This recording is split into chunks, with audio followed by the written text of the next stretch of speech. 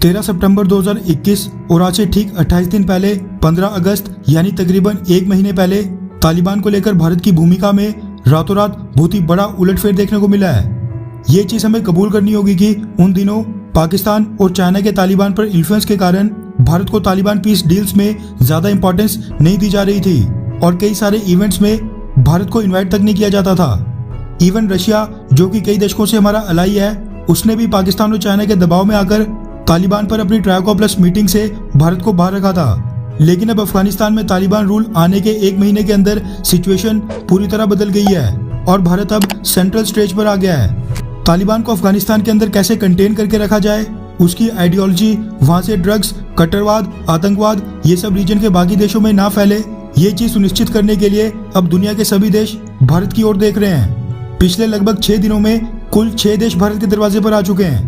To be precise 4 देशों के representatives पिछले 6 दिनों में भारत विजिट कर चुके हैं और मंडे यानी पिछले कल देर शाम को 2 और देशों ने अपने रिप्रेजेंटेटिव्स भारत भेजने का ऐलान किया है। सबसे पहले यूके यानी ब्रिटेन की खुफिया एजेंसी MI6 के चीफ भारत की यात्रा पर आए थे, जिस दौरान वो अजीत डोवाल साहब से मिले। उसके ठीक एक दिन बाद अमेरिकन खुफिया एजेंसी CIA के चीफ विलियम बर्न्स भारत दौरे पर आए थे, जिस दौरान उनकी मुलाकात अजीत डोवाल साहब के साथ साथ भारत की कई सिक्योरिटी एजेंसीज के हेड के साथ हुई। उनके बाद Russian national security adviser Nikolai Patrushev Bharat आए थे, जिस दौरान वो अजीत डोवाल साहब के साथ साथ PM नरेंद्र मोदी से भी मिले। अमेरिका और रशिया के बाद ऑस्ट्रेलिया के फॉरेन और defence ministers high profile 2+2 meeting के लिए भारत यात्रा पर आए थे, जिसका मेन एजेंडा था अफगानिस्तान क्राइसिस। चारों देशों के बाद पिछले कल 2 देश और सामने आ गए हैं, जिन्होंने अचानक से अपने रिप्रेजेंटेटिव्स भारत भेजने का ऐलान कर दिया है। रेफरेंस के लिए आपकी स्क्रीन पर द हिंदू के पिछले कल के एक आर्टिकल का स्क्रीनशॉट है, जिसके मुताबिक अब सऊदी अरब और ईरान ये दोनों देश भी अपना एक डेलीगेशन भारत भेजने वाले हैं। रिपोर्ट्स के मुताबिक सऊदी अरेबिया और ईरान दोनों देशों के फॉरेन मिनिस्टर्स भारत दौरे पर आएंगे। वहीं ईरान की बात करें तो ईरान में सरकार बदलने के बाद नए ईरानियन फॉरेन मिनिस्टर अमीर अब्दुल्लाहियान पिछले कल मंडे को ही आने वाले थे, लेकिन किसी रीजन से उनकी ये विजिट कुछ दिनों तक के लिए पोस्टपोन हो गई है और वो अब SCO समिट के बाद ही भारत आएंगे, जिसकी डेट्स फिलहाल फिक्स नहीं हुई हैं।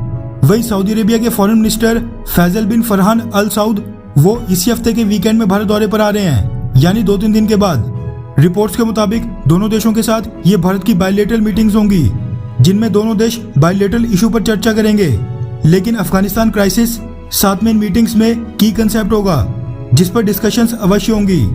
वैसे रिपोर्ट्स ये भी सामने निकल कर आ रही हैं कि सऊदी अरेबिया के साथ साथ यूनाइटेड अरब एमिरेट से भी कोई रिप्रेजेंटेटिव भारत आ सकता है, लेकिन फिलहाल उनकी विजिट अभी तक शेड्यूल नहीं हुई है।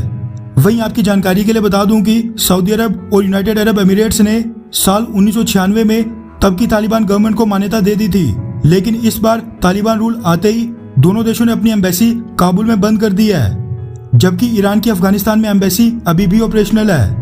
साथ में रिपोर्ट्स ये निकल कर आ रही हैं कि रशिया की तरह ईरान भी भारत के साथ अफगानिस्तान को लेकर कॉपरेशन बढ़ाने के लिए आतुर नजर आ रहा है और ईरान चाबहार पोर्ट से लेकर रेलवे लाइंस भारत के साथ सबके बारे में डिस्कशन चाहता है।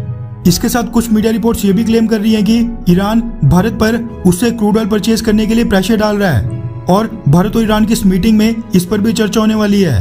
वैसे पिछले 6 दिनों में बैक टू बैक 6 देशों का भारत के पास आना ये साफ दर्शाता है कि नए वर्ल्ड ऑर्डर में भारत की भूमिका काफी अहम होने वाली है और तालिबान को लेकर इन सभी देशों में कुछ ना कुछ तो बड़ा जरूर होने वाला है। वैसे आपको क्या लगता है कि क्या ये सारे देश बैक टू बैक भारत अपने इंटेलिजेंस चीफ और फॉरेन मिनिस्टर्स को क्यों भेज रहे हैं? नीचे कमेंट करके अपनी राय जरूर बताएं।